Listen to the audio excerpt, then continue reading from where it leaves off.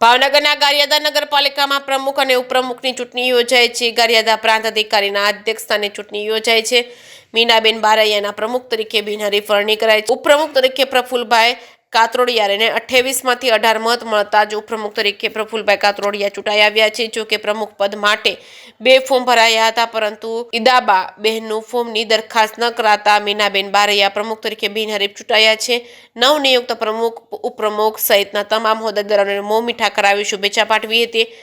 પૂર્વ ધારાસભ્ય કેશુભાઈ નાકરાણી, શહેર ભાજપ પ્રમુખ નિલેશ રાઠોડ, નગરપાલિકામાં ચૂંટાયેલા સદસ્યો, ભાજપના કાર્યકર્તાઓ સહિતના અગ્રણીઓ હાજર રહ્યા હતા। નવનિયુક્ત પ્રમુખ, ઉપપ્રમુખ તેમજ નવા નિમાયેલા તમામ પ્રતિનિધિઓને હર્ષ ઉલ્લાસ સાથે ફુલહાર તેમજ તાળીઓના ગડગડાટ સાથે વધાવી અભિનંદન પાઠવવામાં આવ્યા। છેલ્લા 2-1 વર્ષથી નગરપાલિકા વહીવટનું શાસન ચાલતું હોય ત્યારે આજે ગારિયાદા નગરપાલિકામાં ભાજપ પ્રેરિત પ્રમુખ, ઉપપ્રમુખ ચૂંટાતા શહેરની પ્રાથમિક સુવિધા જેમ કે પાણી, રોડ, રસ્તા, ગટર વગેરે પ્રાથમિક સુવિધા અપાવી ગારિયાદા શહેરને વિકસિત કરવાની પ્રથમ પ્રાયોરિટી આપવામાં આવશે તેવું જણાવ્યું હતું।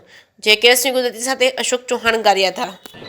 16 તારીખે મતદાન હતું અને 18 તારીખે મતદાનની ગણતરી હતી અને આજે 5 તારીખે પ્રમુખ અને ઉપપ્રમુખની ચૂંટણી હતી।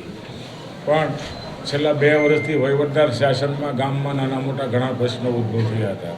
મુખ્ય પ્રશ્ન તો પહેલાં છતાં પાણીએ ગામને પીવાનું પાણી ઓછું મળતું હતું, અનિયમિત મળતું હતું। આ પ્રશ્ન મુખ્ય છે અમારો પહેલો પ્રશ્ન। રસ્તા ખરાબ થયા છે, એને રિપેર કરવાની પણ જરૂર છે। બાકી સફાઈ, નાના મોટા સફાઈના પ્રશ્નો છે। એવા નગરપાલિકાને પ્રજાની સુખાકારી માટેના જે પ્રશ્નો છે એની સફાઈ, પાણી અને રસ્તાની પહેલી પ્રાયોરિટી આપીને પેલું કામ હાથ ધરવાના છે।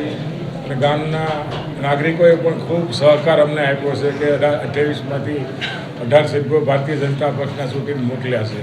એટલે અમારી પણ જવાબદારી ખૂબ ઊભી થાય છે કે જે નાના મોટા પ્રશ્નો હોય એને વહેલી તકે નિકાલ કરવો, જ્યાં નાની મોટી મુશ્કેલીઓ હોય એને આપણે રસ્તો કાઢવો। આ બધા પ્રશ્નો નગરપાલિકાને ગામની સુખાકારીના હોય છે। એટલે ગામ લોકોએ જે અમારા માટે વિશ્વાસ મૂક્યો છે 18 ઉપર, એને અમે સાકાર કરવા માટે પૂરતા પ્રયત્નો કરીશું। પહેલી પ્રાયોરિટી અમારી પીવાના પાણીની છે, બીજી સફાઈ છે, ત્રીજી રોડ રસ્તાની છે। બાકી તો સરકારમાંથી પૈસા પુષ્કળ આવે છે અને પહેલી તકે સુચારું આયોજન કરીને આ પૈસાનો સદુપયોગ થાય, લોકોને સુખાકારી વધે એના પ્રયત્નો છે અમારા। અને આપ સૌને પણ મારી ખૂબ ખૂબ શુભેચ્છા।